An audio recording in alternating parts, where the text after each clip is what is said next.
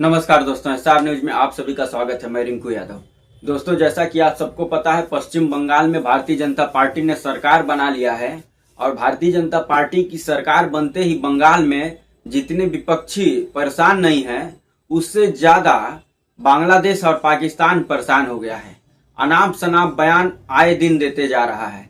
भूखा नंगा देश बांग्लादेश की इतनी औकात कि वो बंगाल पर हमले की बात करने लगा है अपनी बौखलाहट में। अब उसको समझ में आ गया है कि पश्चिम बंगाल में भारतीय जनता पार्टी की सरकार जो है उसके एक भी चाल को कामयाब होने नहीं देगी। भूखे नंगे देश के जितने भी लोग हैं वो घुसपैठिए के तौर पर बांग्लादेश में आते थे और यहाँ पर अपना कब्जा जमा करके हमारे सरकारी जो धन होता था उसको लूटते थे और अपने देश चला जाते थे। लेकिन अब ऐसा होने वाला नहीं है। भारतीय जनता पार्टी की सरकार गठन के 2 से 3 दिन के बाद ही पश्चिम बंगाल के मुख्यमंत्री शुवेंदु अधिकारी ने एक ऐतिहासिक फैसला लिया, जिसको वर्षों से बांग्लादेश ने यूज किया अपने लिए, जिस बॉर्डर को उसको सील करने की घोषणा पश्चिम बंगाल के मुख्यमंत्री शुवेंदु अधिकारी ने ले लिया।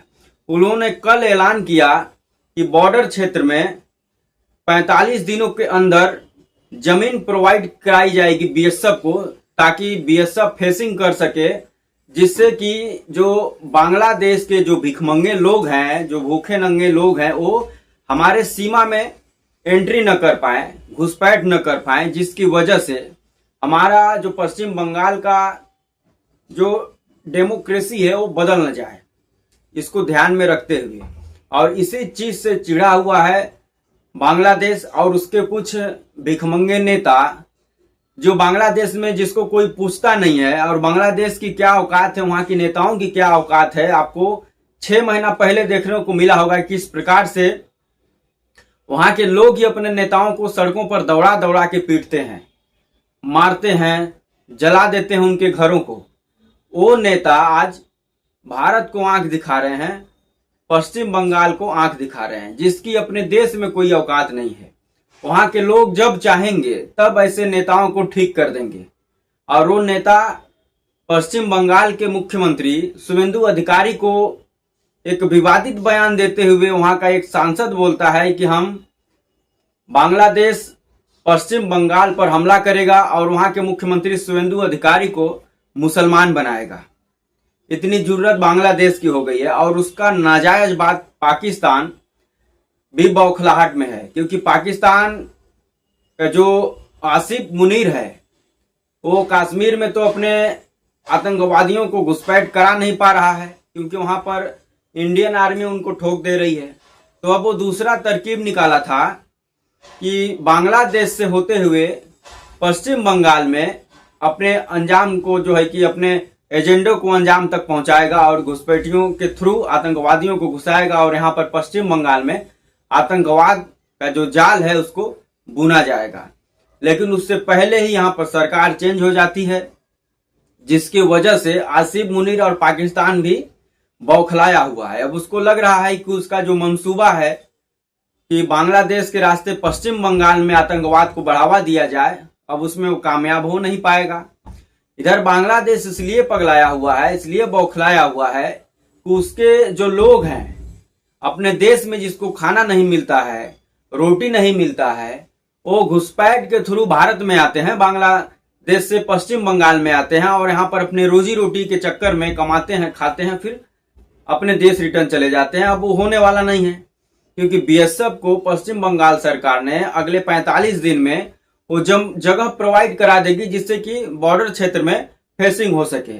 और जब फेसिंग हो जाएगी तो जो बांग्लादेश के घुसपैठिए हैं वो पश्चिम बंगाल में एंट्री नहीं कर पाएंगे। तो इस वजह से बांग्लादेश और पाकिस्तान दोनों बौखलाए हुए हैं और इसी बौखलाहट में अनाप शनाप बयान देते जा रहे हैं। और इसी बयान में शुवेंदु अधिकारी के ऊपर एक आपत्तिजनक टिप्पणी कि यानी बांग्लादेश पश्चिम बंगाल पर हमला करेगा और वहां के मुख्यमंत्री शुवेंदु अधिकारी को मुस्लिम बनाएगा, यहां तक वो बयान दे देते हैं। तो बांग्लादेश को चेतावनी है कि बाप से पंगा लेना भारी पड़ जाएगा अभी जो 6 महीना पहले तुम्हारे लोगों ने ही तुम लोगों को मार पीट कर ठीक किया था, यदि भारत का थोड़ा से भी हाथ लग जाएगा उधर, तो तुमको ना तुम्हारा चाइना बाप बचा पाएगा और ना ही नाजायज बाप पाकिस्तान बचा पाएगा। तो अपने लोगों को अपने देश में रखो, उनको रोटी रोजगार की व्यवस्था करो। और अब बहुत दिन लग चुका है कि जो तुम्हारे लोग पश्चिम बंगाल में घुसपैठ करते थे, अब ऐसा होने वाला नहीं है। तो दोस्तों, आप सबकी क्या राय है? क्या ये डिसीजन, ये निर्णय पश्चिम बंगाल सरकार का ऐतिहासिक साबित होगा और इससे जो घुसपैठ होती थी पश्चिम बंगाल में, उस पर रोक लगेगी या नहीं लगेगी? इसके बारे में कमेंट कर जरूर बताएं और बांग्लादेश के कुछ नाजायज नेताओं के ऊपर भी 2-4 कमेंट कर दें। जय हिंद, वंदे मातरम।